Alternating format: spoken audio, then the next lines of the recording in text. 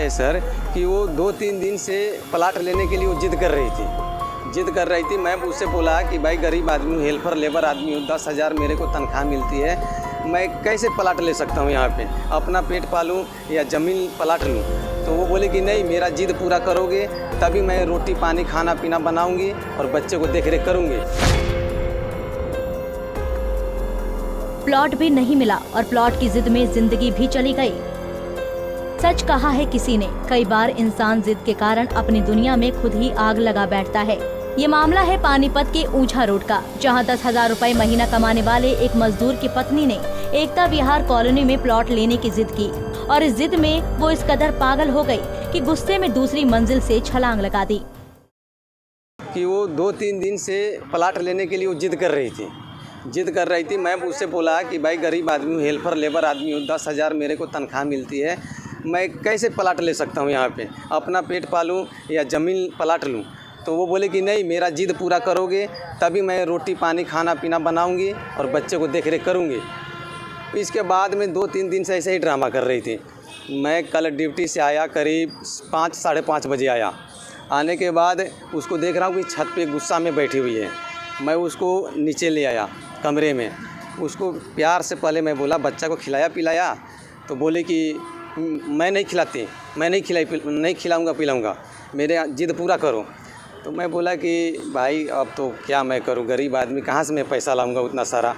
इसके बाद मैं फिर समझाया कि देखो अभी मैं तेरा जिद पूरा करूंगा लेकिन थोड़ा टाइम लगेगी, अब इतनी तत्काल में 2 लाख 3 लाख मैं कहाँ से प्लाट लेने के लिए मैं लाऊंगा पैसा।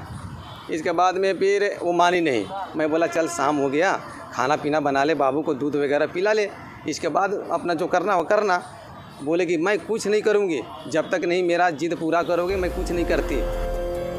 मूल रूप से बिहार का रहने वाला रवि अपने परिवार के साथ ऊंझा रोड पर एक किराए के मकान में रहता है।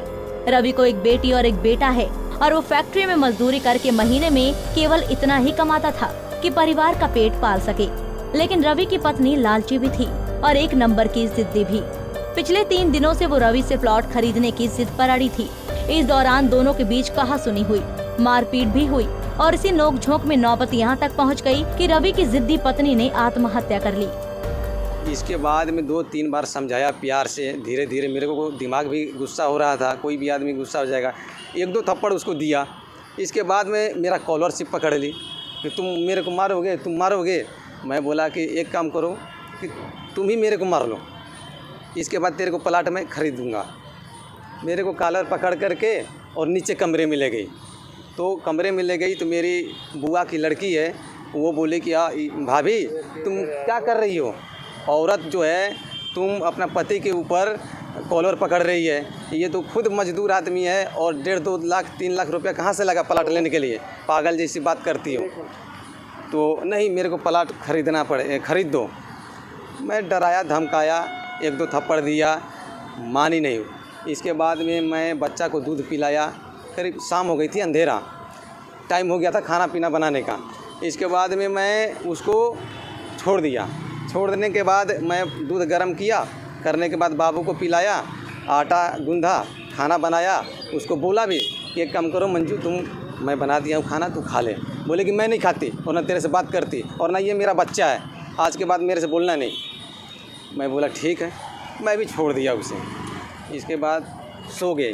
सोने के बाद मैं भी सो गया, मुझे भी नींद लग गई और मेरा बच्चा है साथ में, वो भी सो गया। अब ये पता नहीं कमरे कब ना कब खोल करके मैं देखा नहीं, जा कर के 2 मंजिले मकान से वो कूद गई। रवि की माने तो छलांग लगाने के बाद उसने अपनी पत्नी को इलाज के लिए अस्पताल भी ले गया था, जहां डॉक्टरों ने दवा इंजेक्शन देकर उसे घर भेज दिया। लेकिन रात में ही अंदरूनी चोटों के कारण उसकी मौत हो गई। कूदने के बाद वो मेरा सिस्टर है, बुआ की लड़की, वो बोली भैया ये तो भाभी जो है ना गिर पड़ी। मैं दौड़ने के बाद सब उसको मतलब उठा करके और बेड पे लुटाने के बाद पैर हाथ देखा, चिप चाप किया, दबाया, कहीं एक बूंद ब्लड नहीं थी। इसके बाद में मतलब तड़प रही थी, छटपटा रही थी। इसके बाद में बोला कि भाई उसको हॉस्पिटल ले चलो। हॉस्पिटल ले चलने के बाद रविंदर हॉस्पिटल है सनौली रोड में, उनके पास ले गया तो वो बढ़िया से चेक चेक किया, 3 टीका लगाया, 2 कमर में लगाया, 1 नस में लगाया हाथ में, और खुराक दिया टैबलेट वगैरह। बोला कि भाई इसको कुछ हुआ नहीं है, गहरा चोट आ गई है, ले जाओ, ले जा सकते हो, कोई दिक्कत नहीं है। मैं डॉक्टर से बोला कि ठीक है, कितने बिल हुए? तो 120 रुपया दे दिया मैं। इसके बाद मैं कमरे पे ले आया, इसके बाद उसको सुलाया, साथ में सुलाने के बाद सो गई वो भी, मैं भी सो गया, बच्चा भी सो गया। जब सुबह वो रोज़ प्रतिदिन वो 4 से 5 बजे तक जगती है और पूजा पाठ करती थी, पहले नहाती धुलाती थी। तो मैं बोला कि मंजू मंजू उठ जा, जा पूजा पाठ करो, और मैं आटा उटा गूँध रहा हूँ और बाबू को दूध वगैरह पिलाऊंगा। सुबह हो गई, नहीं उठी तो मैं शोर किया, मतलब अगल बगल को बताया और मकान मालिक को बताया, तो देखा आकर के उसको तो ठंडा था बदन, मतलब दम।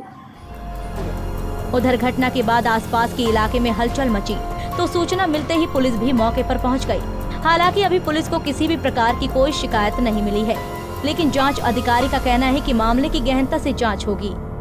अभी रुका प्राप्त हुआ था कि मंजू छत से गिरने के कारण मौत हो गई है। अब कार्रवाई जैसी भी होगी की जाएगी। अब इसके बयान लिखेंगे हमें कंप्लेंट की, इसके बयान लिख के जैसी कार्रवाई होगी कर देंगे। पोस्टमार्टम के लिए ले आए सब? हाँ, पोस्टमार्टम के लिए। सर कोई चोट का निशान किसी के प्रकार का कोई? उसको अभी देखी नहीं है मैंने, डेड बॉडी अभी देख लूँगा, डेड बॉडी का मुलाजा करेंगे और इसके बयान लिखेंगे, गवाहों के बयान लिखेंगे, उसके आधार पर हम कार्रवाई करेंगे। पति की गरीबी और मगरूर पत्नी की जिद एक हंसते खेलते परिवार को तबाह कर गई।